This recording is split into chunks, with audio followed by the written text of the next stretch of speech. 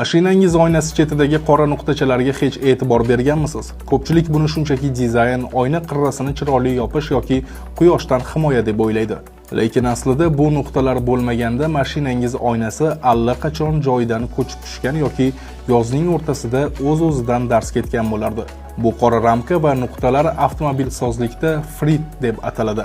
U oddiy kraska emas, oynaga yuzlab daraja issiqlikda kuydirib yopishtirilgan keramik bo'yoqdir. Uning ikkita muhim vazifasi bor. Birinchisi, oyna tushib ketmasligi uchun. Shisha o'ta silliq bo'lgani uchun yelim unga uzoq vaqt yopishib tura olmaydi. Frit yelimni mahkam ushlab turuvchi g'adir-budir sirt hosil qiladi. Bundan tashqari, u yelimni quyoshning ultrabinafsha nurlaridan himoyalaydi.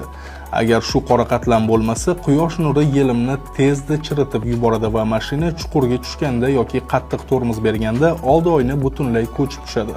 Ikkinchisi, oyna dars ketishidan himoya. Qora